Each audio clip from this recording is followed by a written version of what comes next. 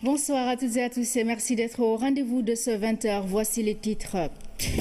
Chine-Sénégal, coopération redynamisée. Le bilan au terme de 48 heures du vice-président chinois est fructueux. 250 forages dans le cadre du PUDC seront financés par la Chine. Les deux pays ont aussi signé plusieurs accords dans différents domaines d'une valeur de 30 milliards de francs CFA. La quinzaine nationale de la femme bat son plein. Plusieurs activités sont au programme pour mettre en lumière les femmes entreprenantes. La rédaction ouvre une fenêtre sur le leadership féminin en donnant la parole à des femmes de secteurs différents. Au lendemain de l'élection d'Emmanuel Macron, l'heure est aux analyses. Les Français résidant à Dakar s'expriment. Nous irons également à Paris pour voir comment la presse française décrypte cette élection. Débriefing dans cette édition. Mesdames, Messieurs, bienvenue dans ce journal. Le vice-président de la République populaire de Chine reçu ce matin par le chef de l'État. Dernier acte d'une visite officielle aux résultats satisfaisants. Parmi ses retombées chez le financement de 250 forages supplémentaires dans le volet hydraulique du PUDC ou encore l'augmentation des bourses aux étudiants sénégalais. Li Yuan Shao s'est dit satisfait des performances économiques du Sénégal dans la mise en œuvre du plan Sénégal émergent. Compte rendu au Marning.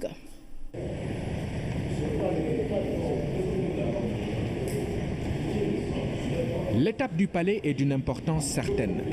Au bout d'un séjour de 3 jours, le vice-président de la République de Chine vient entretenir le chef de l'État des retombées de sa visite officielle au Sénégal. J'ai été reçu en une audience très cordiale par le président Macky Sall et avant cela, je me suis entretenu d'une manière très fructueuse avec le Premier ministre et d'autres membres du gouvernement sénégalais. Je suis venu avec l'amitié du peuple chinois et je suis venu également avec la volonté du peuple chinois d'approfondir sa coopération avec le peuple sénégalais. Le Sénégal occupe une place de choix dans la politique africaine de la Chine. La preuve par une coopération déjà fructueuse que la République populaire entend élever encore plus haut. Nous estimons tous à l'unanimité qu'il faut poursuivre nos efforts pour continuer à mettre en œuvre les consensus dégagés par nos deux chefs d'État sur la coopération entre nos deux parties.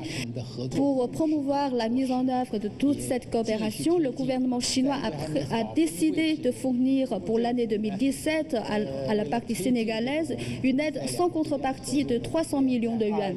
Nous allons multiplier également les bourses gouvernementales aux jeunes étudiants sénégalais pour qu'ils puissent étudier en Chine. Nous entendons également proposer davantage de formations pour que les jeunes puissent améliorer leurs compétences professionnelles.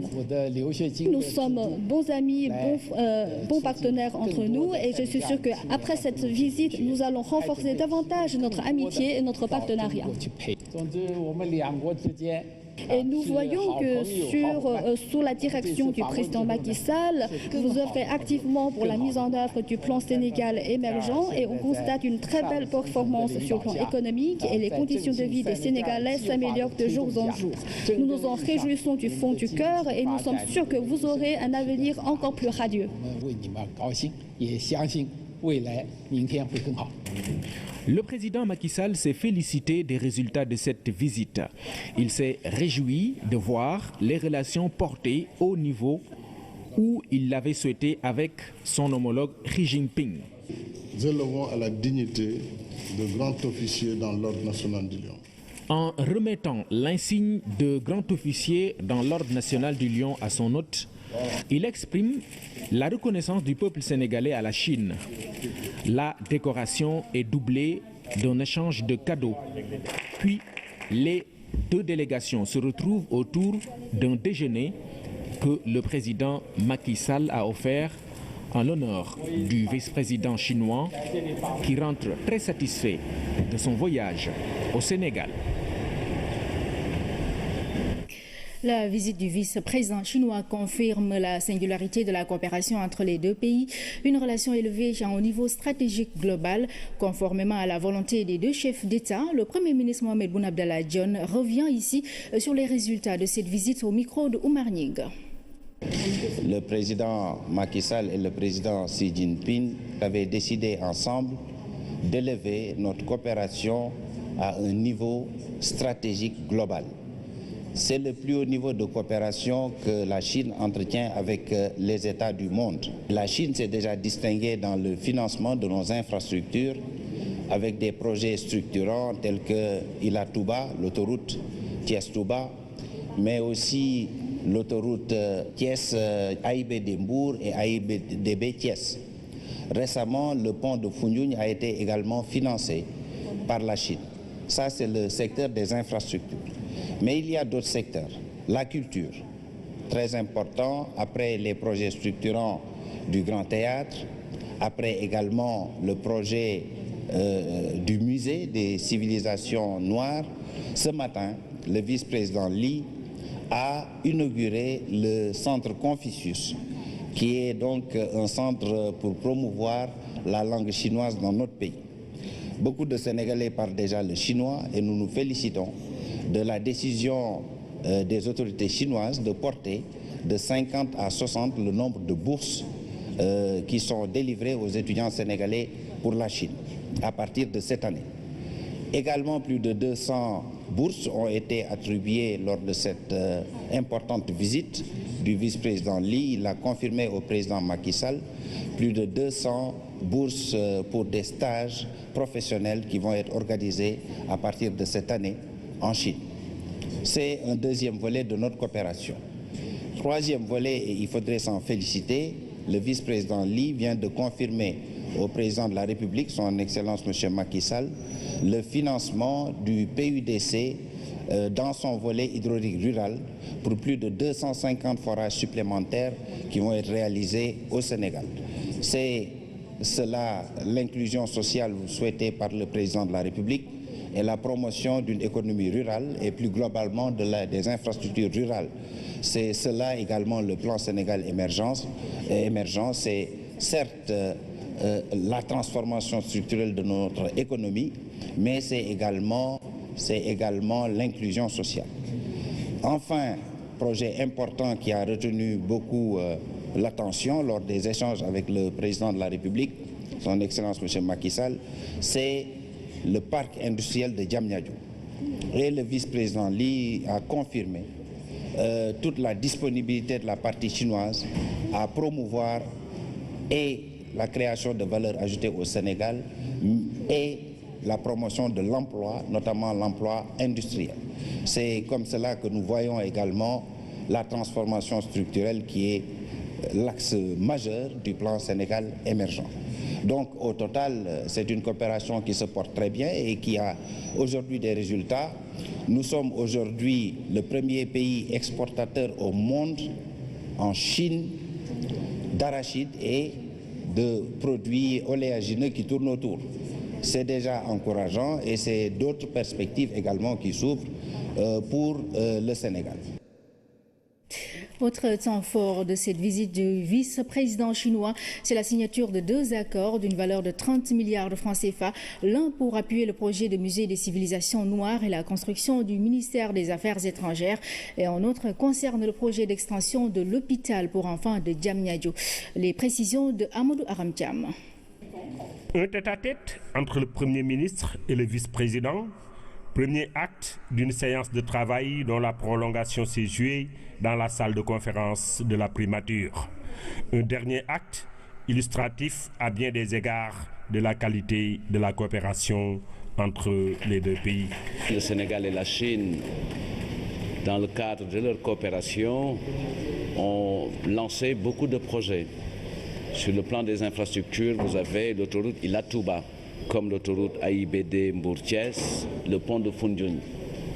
Sur le plan des technologies de l'information et de la communication, vous avez le projet Smart Sénégal. Dans le domaine de l'hydraulique, il y a également pour le soutien de la Chine pour le financement de la 3e phase du PUDC, avec le projet de financer plus de 250 forages. Une coopération qui s'est renforcée avec les mesures prises au cours de cette séance de travail pour appuyer certains projets d'envergure. La plus importante, elle porte notamment sur la signature d'un accord de coopération technique et financière pour une enveloppe de 30 milliards de francs CFA qui devront servir à appuyer les projets tels que le musée des civilisations noires, la construction du ministère des Affaires étrangères, la réparation du barrage d'Afiniam, entre autres projets. En plus de cet accord de coopération financière et technique, l'extension de l'hôpital de Diamniadio a fait l'objet d'une entente. Il y a eu un échange de lettres, donc un autre projet de coopération relatif à l'extension de l'hôpital pour enfants de Diamniadio qui va se consolider en un pôle mère-enfant. Des perspectives ont aussi été ouvertes au cours de cette séance de travail. Ceci relativement au parc industriel de Diamniadio pour lequel la Chine a exprimé sa disponibilité de participer au financement de la deuxième phase, mais aussi à aider à sa promotion par l'attrait d'investisseurs chinois. Le vice-président de la République populaire de Chine vient ainsi de boucler 48 heures de visite de travail au Sénégal avec un bilan positif. Plusieurs accords ont été signés chez plusieurs sites visités par l'hôte du Sénégal. Il doit se rendre ensuite à N'Djamena. À son départ, il a été accompagné par le Premier ministre en présence d'autres autorités civiles et militaires. Revue à mi-parcours de la mise en œuvre des projets pistes communautaires en appui au PNDL. À l'étape de Bamba-Tchalen, les populations expriment leur satisfaction avec la réalisation de pistes rurales qui contribuent à désenclaver leur localité. C'est un reportage de Hamidou Diop. Liesse populaire, accueil enthousiaste et festif. Le mot d'ordre était une satisfaction partagée. Le Niani s'est mobilisé comme un seul homme pour donner une forte tonalité à cette visite des partenaires de la Banque africaine de développement. Les pistes communautaires réalisées ont été appréciées dans leur démarche. Depuis longtemps, le Sénégal a connu de tels projets, mais le projet des pistes communautaires constitue une exception de la façon de l'approche par laquelle vraiment elles ont été réalisées. Parce que les populations ont été mises au cœur de l'action. Les partenaires techniques de la Banque africaine de développement s'inscrivent dans ce sillage et marquent toute leur satisfaction. Nous confirmons notre accompagnement au gouvernement du Sénégal dans son plan de Sénégal émergent et nous continuerons à appuyer les populations sur tout le territoire sénégalais par la mise en place des pistes, par la mise en place des infrastructures d'accompagnement. 44 km d'un montant de 860 millions de francs CFA, polarisant 26 villages et touchant 15 414 habitants, ont facilité l'accès aux services sociaux de base. La politique de l'État dans ses bienfaits a été revisitée par le secteur exécutif du PNDL. Mamadou Thiaw valorise le sens de l'intercommunalité et insiste sur la nécessité de l'entretien des ouvrages. Tout ça, c'est pour vous dire que vous faites partie des localités qui sont aujourd'hui désenclavées par le programme de son Excellence le Président Macky Sall, à savoir le PSE. Donc, chère population, nous vous demandons d'entretenir cette piste. L'acte 3 de la décentralisation doit contribuer à l'atteinte du PSE qui lui sert de cadre de référence. La piste que nous étrenons, que vous étrenez aujourd'hui, est un effet de l'acte 3, dont l'ambition est de renforcer la démocratie locale, d'améliorer l'accessibilité des services sociaux et de promouvoir le développement économique. Le projet Piste communautaire, à travers cet acte, vient de démontrer que le clivage urbain-rural s'efface progressivement, conformément aux orientations du chef de l'État en faveur des populations rurales, un bel exemple de coproduction à dupliquer partout au Sénégal. Passation des marchés chez le programme cadre intégré renforcé a initié une formation à l'intention des agents préposés à la commande publique du ministère du Commerce.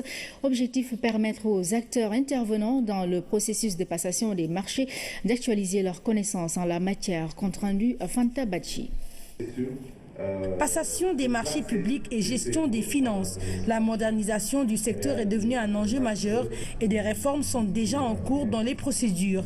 À cet effet, le cadre intégré renforcé a initié un programme visant à mettre à niveau tous les agents du ministère du Commerce intervenant dans le processus. Compte tenu des nouvelles innovations qui ont été introduites au niveau de l'UEMOA en ce qui concerne la réforme du code des marchés publics, il était important, dans le cadre donc de la mise en œuvre du programme du cadre intégré renforcé, que le personnel du ministère, de manière générale, toutes les structures, soient mises à niveau sur les nouvelles dispositions du code, mais également que toutes ces informations soient également partagées avec les agents, avec le secteur privé. Une autre manière de gérer les finances publiques, c'est ce qui est attendu de ces agents chargés d'exécuter les marchés publics. L'objectif de cette formation est justement de permettre aux différents acteurs d'actualiser leurs connaissances sur les procédures de passation de marché. Les agents de l'État doivent toujours se mettre à niveau par rapport aux défis auxquels ils sont confrontés chaque jour. Mais également, cet atelier trouve son importance en réalité dans la réforme sur les finances publiques qui est engagée et qui consacre le budget programme. D'où la nécessité de renforcer leurs capacités au maximum pour pouvoir faire face à ces nouveaux défis, de vouloir mettre en forme en réalité cette vision contenue dans le PSE qui est le renforcement du capital humain. Cette formation va se dérouler en 2 temps, d'abord avec les agents du ministère du Commerce, ensuite avec le secteur privé et il est attendu une parfaite maîtrise des nouvelles procédures de passation des marchés publics pour plus d'efficacité et de transparence.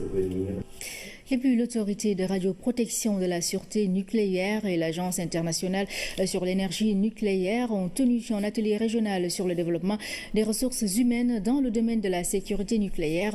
21 pays africains sont représentés à Dakar à ce conclave qui va durer 5 jours. Fatimata Banelba.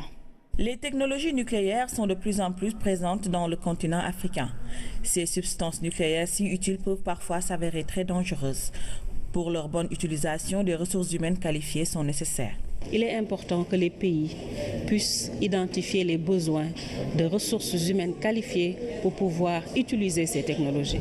Parce qu'il ne faut pas s'inscrire tout simplement dans une logique de transfert de technologie et d'utilisation simplement.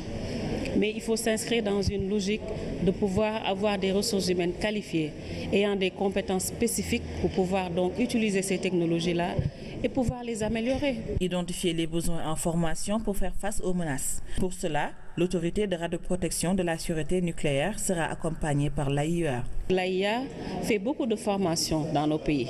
Au Sénégal, l'AIEA nous a déjà accompagnés dans beaucoup de formations dans le domaine de la sécurité nucléaire et elle le fait d'ailleurs pour tous les pays. Le Sénégal a déjà pris les devants en faisant du développement du capital humain l'une des priorités du plan Sénégal émergent.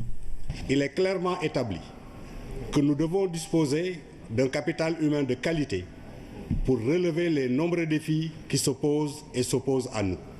L'AIEA s'inscrit dans la trajectoire de nos préoccupations en matière de renforcement de notre capital humain.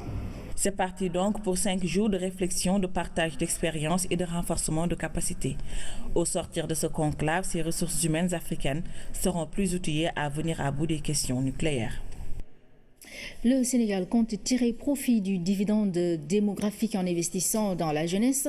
Des stratégies sont d'ailleurs développées par le ministère de la Jeunesse, mais pour une meilleure prise en charge et une compréhension du concept, il a confié ses partenaires et les différents acteurs à un atelier de partage. C'est un compte-rendu de Rougi Atouba. Avec 60% de la population âgée de moins de 25 ans, le Sénégal compte une importante frange jeune.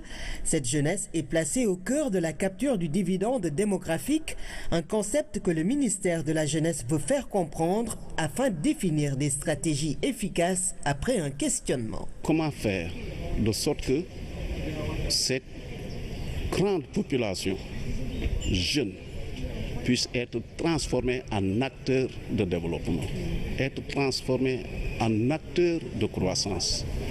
D'abord, il faut que le jeune soit mentalement sain, il faut que physiquement il soit en bon état de santé, et il faut un ensemble de conditions sociales, médico-sociales des jeunes pour pouvoir utiliser toute cette énergie dans un secteur de développement. La capture du dividende démographique nécessite une maîtrise de la population et un investissement dans le capital humain. Le gouvernement a très bien compris avec le plan de Sénégal émergent et ses 3 piliers qu'il faut des investissements massifs dans la santé et dans l'éducation. Il y a aussi un autre élément et c'est la question de maîtrise de la population, maîtrise de la fécondité.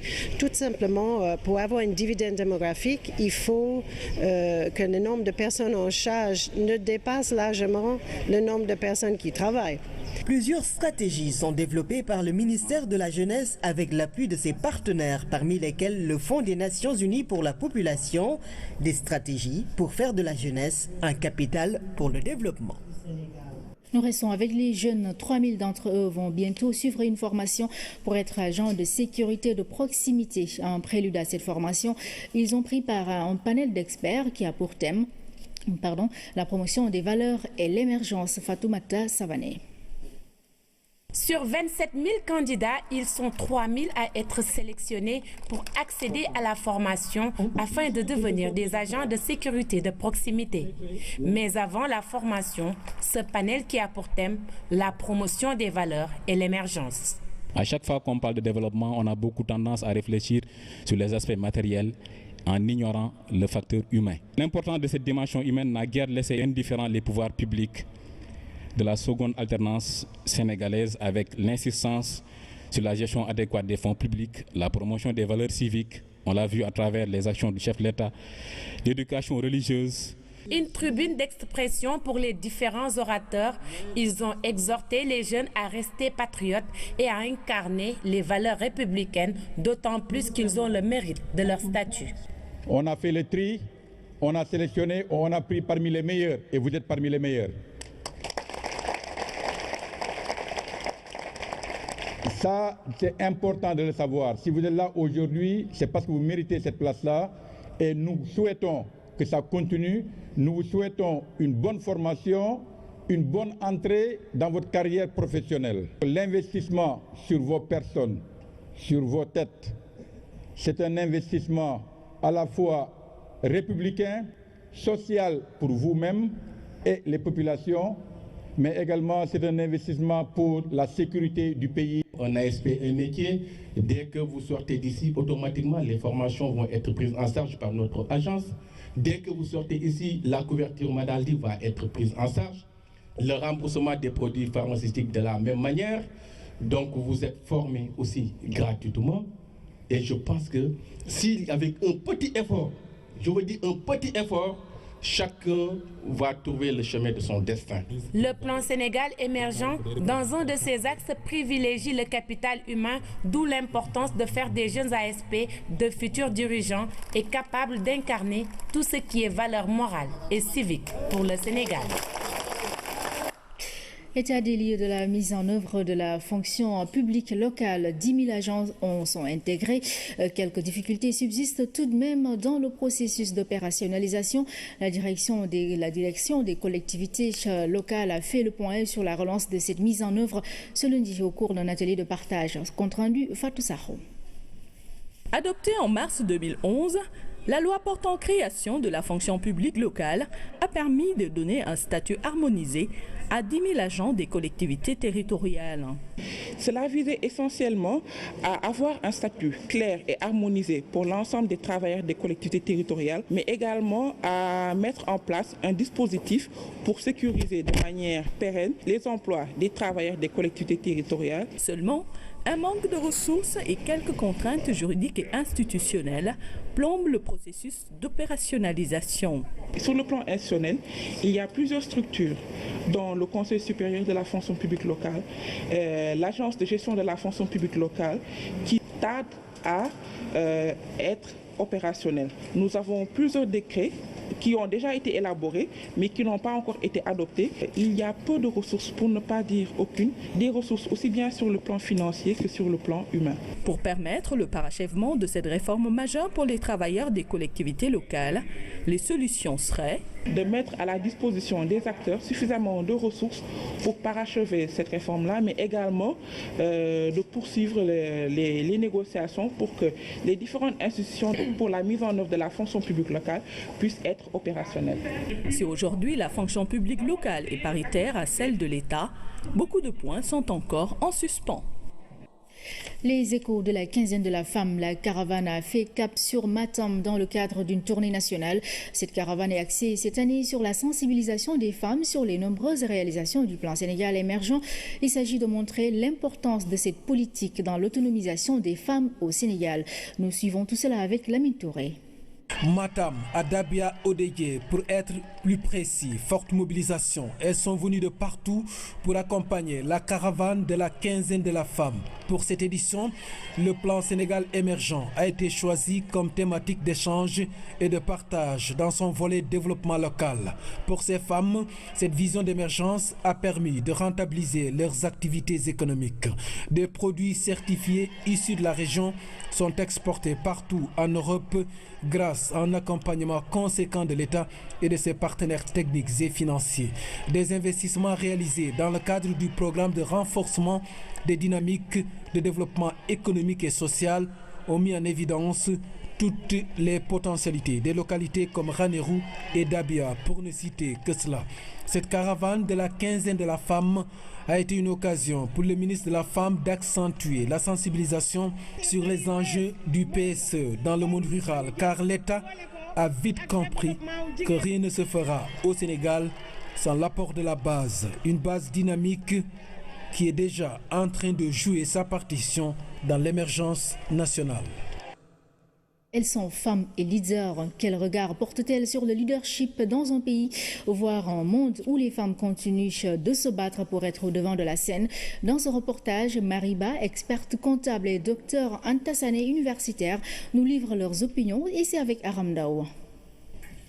Mariba, expert comptable, 27 ans d'expérience dans le métier, présidente de l'ONECA, le leadership féminin, elle connaît. S'est-elle déjà heurtée à un blocage parce qu'elle est femme? Elle a toujours essayé de ne pas répondre par l'affirmative, mais le diagnostic d'un psychosociologue qu'elle a une fois fait venir dans son cabinet parle. En général, un collaborateur, un employé a besoin de s'identifier à son patron. S'identifier à un patron masculin comme lui, ça ne lui pose aucun problème. Mais se projeter dans l'espace, se projeter dans le temps en disant que je veux lui ressembler, à elle, ça, c'est pas simple. Pas simple, mais rien de bien décourageant. Nous sommes quand même dans un pays où malgré toutes les difficultés que l'on peut rencontrer, il est possible pour une femme de poursuivre une carrière relativement enrichissante.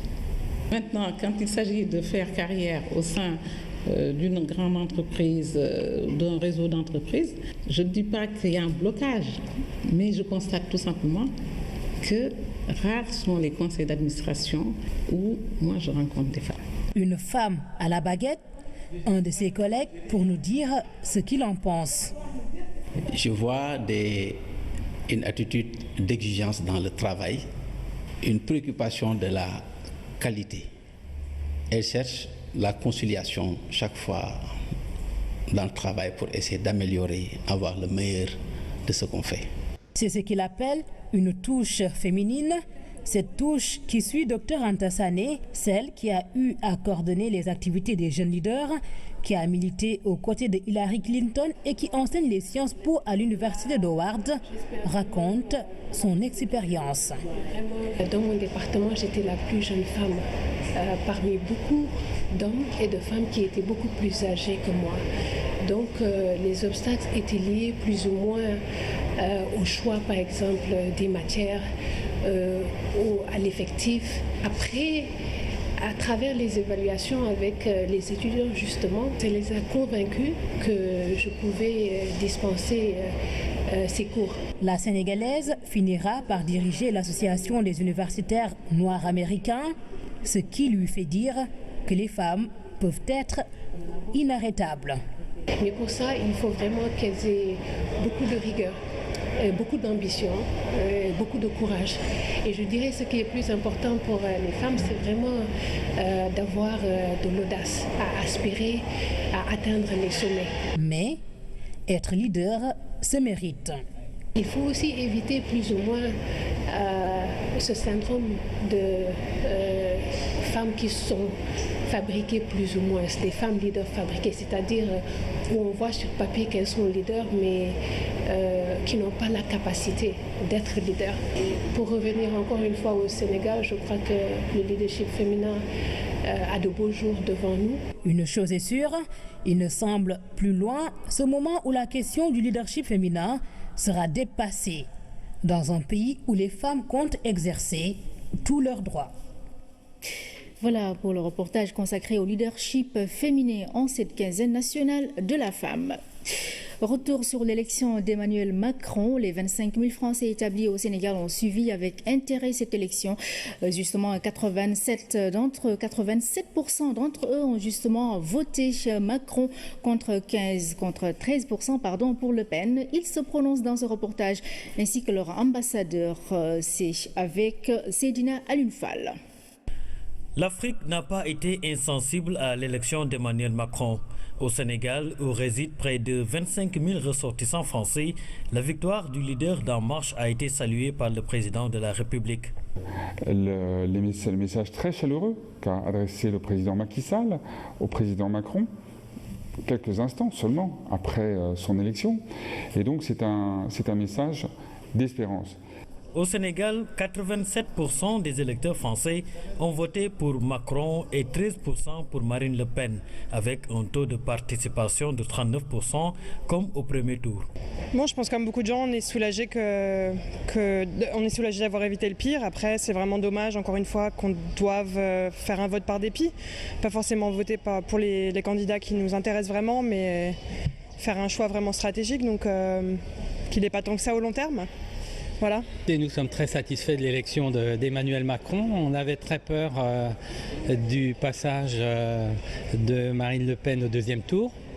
Et donc on pense que c'est une chance pour le pays d'avoir un président qui est jeune, qui est dynamique et qui surtout, en ce qui nous concerne, va rester dans l'Europe. Le continent africain n'est pas un terrain inconnu pour Emmanuel Macron. Il le connaît très bien. Il l'a rappelé, il a été en stage de l'ENA, l'École nationale d'administration, au Nigeria. Donc cela lui a permis d'avoir une connaissance du terrain, à travers cette expérience, de mieux comprendre les attentes des Africains, les opportunités pour la France. Il fait partie d'une promotion de l'ENA qui s'appelle comment ? Qui s'appelle la promotion Léopold Sédar Senghor. Donc il a été imprégné de cette admiration, cette référence au premier président du Sénégal. Sur l'Afrique, Macron s'est prononcé. Il a partagé sa vision sur le continent. Bien sa position, il l'a rappelé, il est favorable à une migration régulée. Donc un pays qui n'est pas fermé, parce qu'il sait la richesse que représente pour la France cette communauté en son sein. Mettre l'accent sur la diaspora africaine en France, c'est reconnaître que la richesse de la France, c'est justement toutes ces strates migratoires successives qui font sa diversité et qui aussi concourent à son développement, à sa culture et à son économie. Après la présidentielle, les législatives se pointent en France. Elles auront lieu au mois de juin. J'ai un peu des craintes par rapport à tous ces partis qui maintenant vont vouloir aux élections législatives arriver à faire le forcing contre lui. Donc on est derrière lui, on espère qu'il va réussir. Évidemment, ce moment-là, les élections législatives, sera un moment déterminant pour voir si les changements révolutionnaires intervenus dans la classe politique française, puisque les deux principaux partis traditionnels n'ont pas vu leur candidat être porté au second tour. pour voir si ces changements se traduisent aussi au niveau du Parlement. La victoire d'Emmanuel Macron a dissipé des craintes et suscité l'espoir chez une grande majorité des Français et dans le continent africain. Et la première sortie du président élu Emmanuel Macron a été marquée par sa présence aux cérémonies commémoratives de l'armistice de la Seconde Guerre mondiale. C'était en compagnie de son prédécesseur François Hollande. Le récit de Khadi Kamara. Sitôt élu, Emmanuel Macron, président de la République française, a assisté aux cérémonies du 8 mai aux côtés du président sortant François Hollande. Emmanuel Macron est arrivé avec quelques minutes d'avance, place de l'Étoile. Il y a été accueilli par plusieurs personnalités, dont Nicolas Sarkozy. Le président François Hollande est venu chercher son successeur dans les tribunes officielles de la place de l'Étoile. Ils étaient côte à côte pour écouter la Marseillaise, puis le chant des partisans entamé par le chœur de l'armée française. Les deux présidents ont déposé ensemble la traditionnelle gerbe des commémorations du 8 mai 1945 sur la tombe du soldat inconnu sous l'Arc de Triomphe. Emmanuel Macron laissant percevoir son émotion lors de cette première cérémonie officielle depuis son élection. Les yeux parfois clos, puis tous les deux ont signé le livre d'or et salué les anciens combattants.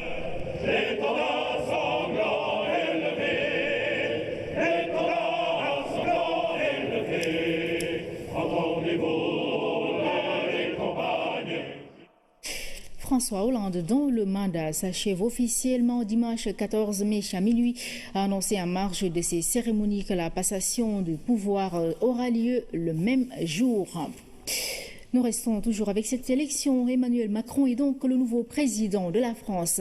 Ces photos et celles de la liesse populaire après la victoire de la France en marche sont à la une des journaux français. Une presse qui est revenue sur les clés de la victoire de Macron, ses priorités, surtout son plan de campagne qui l'a conduit à la victoire finale à l'issue du deuxième tour de la présidentielle en France. Nous retrouvons notre envoyé spécial, Ibrahim Diédiouf, qui a parcouru ces journaux. Les mains levées en signe de victoire, Emmanuel Macron, 39 ans, est président, s'exclame le quotidien aujourd'hui en France. Le candidat d'En Marche, souriant, l'a emporté avec 65,5% des voix face à Marine Le Pen, 34,5%. Il l'a fait, rajoute le journal. Inédit et historique, mentionne nos confrères. Couple jeune, c'est le titre de l'édito de Stéphane Albouy. Ce dimanche 7 mai, la France a un nouveau visage. Sur tous les écrans de la planète, sur les unes des journaux du monde entier, le sourire presque juvénile d'Emmanuel Macron illustre l'issue de notre élection présidentielle. Je l'ai vu heureux, s'exprime un de ses intimes dans les colonnes du journal, tout comme ces milliers de militants sympathisants qui se sont retrouvés à la place du Louvre. Tout d'un coup, il y a un regard nouveau sur la France, un pays souvent perçu à l'étranger comme vieillissant et en déclin, écrit le journal. Aujourd'hui en France publie les photos des 8 présidents qu'a connu la France avec leur âge, de Charles de Gaulle à Pompidou, Mitterrand, Chirac, Sarkozy et aujourd'hui Emmanuel Macron. Je peux avoir une petite coupe, lance Arnaud de Bretagne, ancien professeur d'histoire du nouveau président français au lycée d'Amiens. Tout heureux et fier comme cette ville française qui salue cet enfant du pays. Sévère défaite pour Marine Le Pen, la candidate du FN, qui a recueilli hier près de 10 millions de voix, a été très largement battue par son adversaire. Le FN devrait changer de nom, conclut le journal, puisque Marine Le Pen a annoncé qu'elle allait proposer d'engager une transformation profonde du parti qui est arrivé deuxième au premier tour de cette présidentielle 2017. Bien joué. 2 mots et une photo de Macron par la une de Libération. Le barrage Macron tient bon, mentionne le quotidien. Avec 65,8% précise le journal, le candidat En Marche est élu président de la République française. Des faits, le FN progresse dans un scrutin marqué par une abstention record et que derrière la victoire de Macron se cachent 2 France sociologiquement opposées, une aisée et diplômée et une séduite par Marine Le Pen parce que démunie. Le retour de la fracture de classe indique Libération. Une dette envers le peuple, c'est l'éditorial de Laurent Geoffrin, avec une photo de Macron sur fond blanc, une foule de partisans. L'abstention, un mot qui revient à la une du Monde, qui le décrit comme la clé du second tour. 24,8% souligne aujourd'hui la France, qui publie en même temps une image pour l'histoire. Emmanuel Macron seul, marchant comme l'indique le nom de son mouvement, pour rallier la pyramide du Louvre. Une mise en scène soignée et empreinte de gravité, note le journal, qui le montre à côté de ses soutiens, des jeunes notamment, et son épouse Brigitte. La victoire en marchant renchérit Le Figaro. Macron terrasse Le Pen et s'ouvre les portes de l'Élysée. Il incarne le renouveau et le changement, déclare un Français de 69 ans dans Le Figaro. Ce soir, vous l'avez emporté, la France l'a emporté, phrase qui revient dans le journal. Une large victoire, une recomposition incertaine, écrit Guillaume Tabar. Emmanuel Macron triomphe, mais, rajoute Le Figaro, il fait cap sur les législatives de juin prochain. Aujourd'hui, la France publie tous les résultats des départements de France, deux seulement gagnés par le Front National, et le journal consacre un dossier sur les femmes et les hommes avec qui Emmanuel Macron a travaillé et les 5 priorités du nouveau président de la République qui dessine ainsi un nouveau visage pour la France. Voilà le second tour de la présidentielle française qui a fait couler tant d'encre et de salive et bien fini.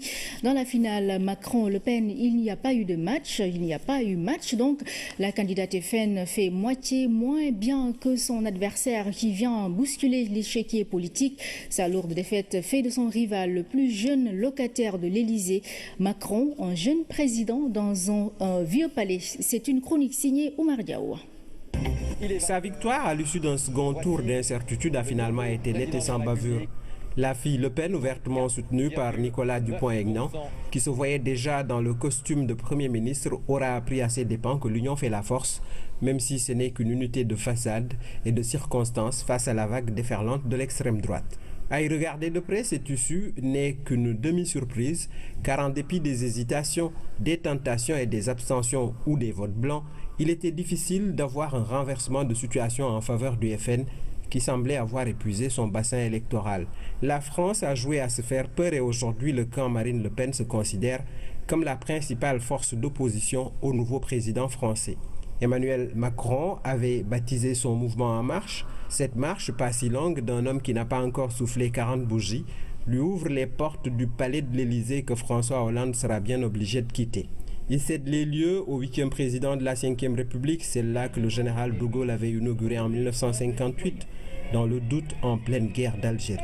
Au moment où Charles de Gaulle sillonnait les colonies pour la communauté, les Français étaient appelés à un référendum sur une nouvelle constitution, celle de la 5e République qui a 59 ans, là où Macron en a 20 de moins. Cette jeunesse apparaît aux yeux de certains comme une faiblesse, un manque d'expérience. Pour d'autres, c'est un atout ou en tout cas une rupture avec les gérontes. La valeur devrait-elle attendre le nombre d'années? Pas besoin, dit-on, des âmes bien nées. Ce qui est sûr, c'est que Macron a su mener sa barque au milieu d'eau agitée, séduire puis vaincre. Son visage poupin et son côté juvénile ne sont peut-être qu'une apparence. Et puis il y a Madame la Première Dame, d'âge mûr, son ancienne prof de français, qui prodiguera de sages conseils soulignés au stylo rouge. Ce qui fait penser à une autre dame, Madame Merkel, dont Marine Le Pen disait que si elle perdait, c'est à la chancelière que reviendrait la charge de diriger la France. Elle a perdu. Ce chapitre consacré au débriefing de l'élection d'Emmanuel Macron hier. Nous restons à Paris où Baba Maal s'est prononcé. Il se dit satisfait de son partenariat avec la RTS pour son concert du 6 mai au Zénith. Le leader du Dandé Legno l'a déclaré lors de sa rencontre avec l'équipe de la RTS qui a couvert l'événement. Il entend élargir cette collaboration qui a répondu à ses attentes et à celles de ses fans. Sarah lui a envoyé spécial. Ce samedi 6 mai, le Zénith aura vibré au rythme du Yéla. 48 heures après ce concert diffusé en direct, place au débrief avec Baba Maal, son staff et l'équipe de la télévision nationale à Paris. Une rencontre conviviale où les sourires et les poignées de main se sont enchaînés, traduisant le satisfecit des deux parties. Avec de grands événements comme ça, c'est la chaîne adéquate pour accompagner les artistes africains. Je ne dirais même pas les artistes sénégalais, mais les artistes africains. Parce qu'au-delà du fait que vous êtes très compétent dans ce que vous faites, mais aussi vous comprenez cette culture, vous comprenez ce que les gens attendent de cette culture, vous comprenez le niveau des artistes qui sont issus, par exemple, de cette communauté, de ces pays, pour arriver à un certain niveau, comment les proposer, comment proposer leur spectacle. Et ça, c'est ce que nous demandons de mieux. Vous êtes un patrimoine je dirais même pas africain, mais mondial. Vous appartenez au monde entier. Il est de notre devoir, en tant que télévision de service public, de vous accompagner. On l'a fait. On a eu des retours positifs. Avec vous, les musiciens de Dandelion se sont lâchés au Zénith. Ils ont senti qu'ils avaient tout ce qu'il leur fallait, ce qu'ils avaient l'habitude de voir aux États-Unis, à Los Angeles, en Australie, au Japon, partout où ils vont. Pour les responsables de la RTS, la couverture médiatique de cet événement vise aussi à accompagner la volonté de l'État en accordant plus de visibilité à la diaspora, qui constitue une force économique pour le développement du Sénégal. Ce qu'on a fait, c'est aussi accompagner un peu le président de la République, Macky Sall.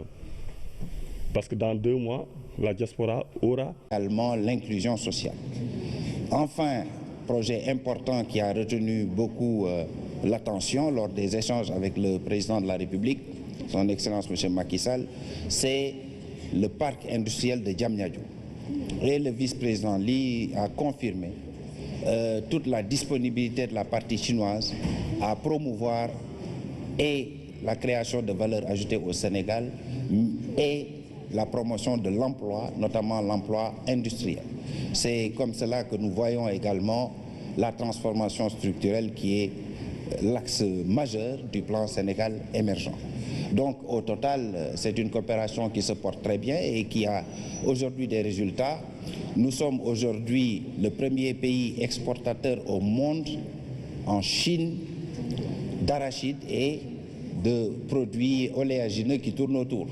C'est déjà encourageant et c'est d'autres perspectives également qui s'ouvrent pour le Sénégal.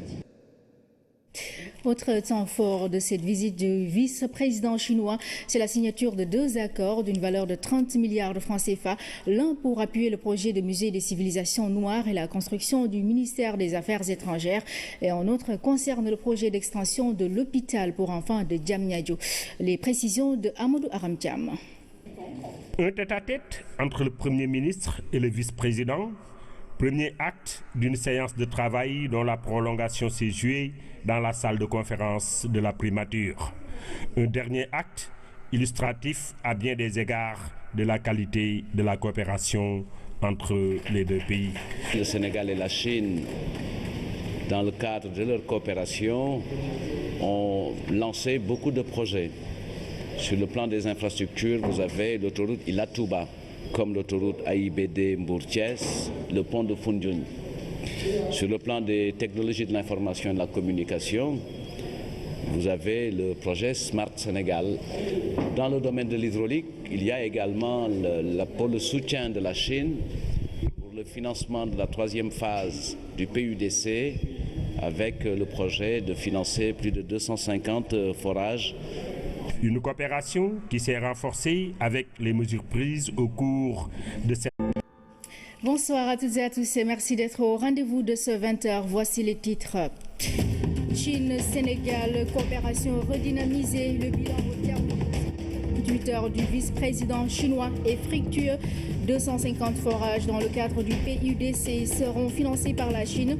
Les 2 pays ont aussi signé plusieurs accords dans différents domaines d'une valeur de 30 milliards de francs CFA. La quinzaine nationale de la femme bat son plein. Plusieurs activités sont au programme pour mettre en lumière les femmes entreprenantes. La rédaction ouvre une fenêtre sur le leadership féminin en donnant la parole à des femmes de secteurs différents.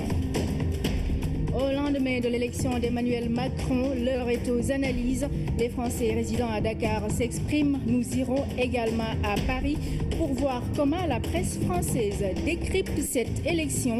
Débriefing dans cette édition. Mesdames, Messieurs, bienvenue dans ce journal. Le vice-président de la République populaire de Chine reçu ce matin par le chef de l'État. Dernier acte d'une visite officielle aux résultats satisfaisants. Parmi ses retombées chez le financement de 250 forages supplémentaires dans le volet hydraulique du PUDC ou encore l'augmentation des bourses aux étudiants sénégalais. Li Yuan Shao s'est dit satisfait des performances économiques du Sénégal dans la mise en œuvre du plan Sénégal émergent. Compte rendu au Marning.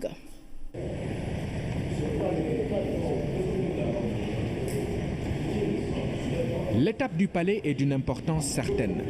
Au bout d'un séjour de 3 jours, Le vice-président de la République de Chine vient entretenir le chef de l'État des retombées de sa visite officielle au Sénégal. J'ai été reçu en une audience très cordiale par le président Macky Sall et avant cela, je me suis entretenu d'une manière très fructueuse avec le Premier ministre et d'autres membres du gouvernement sénégalais. Je suis venu avec l'amitié du peuple chinois et je suis venu également avec la volonté du peuple chinois d'approfondir sa coopération avec le peuple sénégalais. Le Sénégal occupe une place de choix dans la politique africaine de la Chine. La preuve par une coopération déjà fructueuse que la République populaire. Séance de travail pour appuyer certains projets d'envergure. La plus importante, elle porte notamment sur la signature d'un accord de coopération technique et financière pour une enveloppe de 30 milliards de francs CFA qui devront servir à appuyer les projets tels que le musée des civilisations noires, la construction du ministère des Affaires étrangères, la réparation du barrage d'Afiniam, entre autres projets.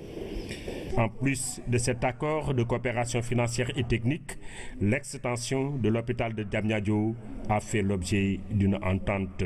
Il y a eu un échange de lettres, donc un autre projet de coopération relatif à l'extension de l'hôpital pour enfants de Diamniadio qui va se consolider en un pôle mère-enfant. Des perspectives ont aussi été ouvertes au cours de cette séance de travail. Ceci relativement au parc industriel de Diamniadio pour lequel la Chine a exprimé sa disponibilité de participer au financement de la deuxième phase, mais aussi à aider à sa promotion par l'attrait d'investisseurs chinois. Le vice-président de la République populaire de Chine vient ainsi de boucler 48 heures de visite de travail au Sénégal avec un bilan positif. Plusieurs accords ont été signés chez plusieurs sites visités par l'hôte du Sénégal. Il doit se rendre ensuite à N'Djamena. À son départ, il a été accompagné par le Premier ministre en présence d'autres autorités civiles et militaires. Revue à mi-parcours de la mise en œuvre des projets pistes communautaires en appui au PNDL.